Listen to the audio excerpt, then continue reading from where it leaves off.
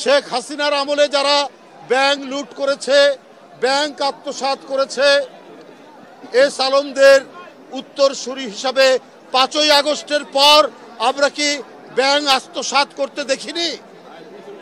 আমরা তো দেখেছি ইসলামী ব্যাংক কিভাবে গ্রাস করে নিল একটি রাজনৈতিক দলের অনুসারীরা। তাহলে আজকে কোন মুখে বলছেন এক চাঁদাবাজ পালিয়েছে, আরেক চাঁদাবাজকে কেউ দেখতে চায় না? কাকে উদ্দেশ্য করে বলছেন আমরা কি বুঝতে পারি না?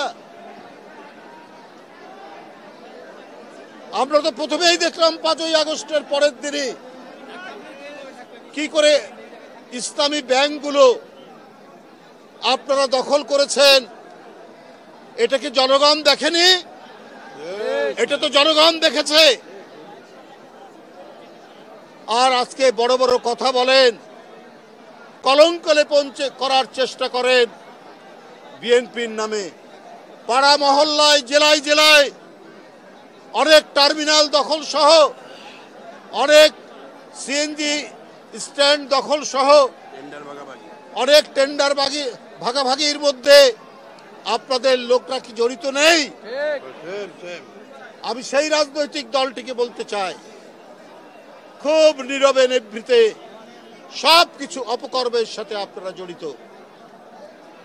শেখ হাসিনার ব্যাংক আত্মসাতের পর, 5ই আগস্টের পর আপনাদের আত্মসাতও তো জনগণ দেখেছে। আমরা হাসিনার আমলে দেখেছি চাপাতি লীগ, হেলমেট লীগ, বন্দুক লীগ, আবার জনগণ তো এটাও জানে খুর লীগ এবং খুর পার্টি এবং পায়ের রক কাটা পার্টি। এরা কারা এদেরকে জনগণ জানে না? কারা পায়ের রক কাটে তাদেরকে তো জনগণ ঠিকই জানে, চেনে। সুতরাং খুব ঘোলা পানিতে মাছ শিকার করার চেষ্টা করছে। আপনাদের 71-এর অর্জন কি? আপনারা 71-এর বিরোধিতা করেছেন। জিয়াউর রহমান স্বাধীনতা ঘোষণা দিয়েছেন, এই গৌরব বিএনপি। এখানে আপনারা সেদিন জাননি এরশাদের কুলাঙ্গারের নির্বাচনে, 86 সালের নির্বাচনে,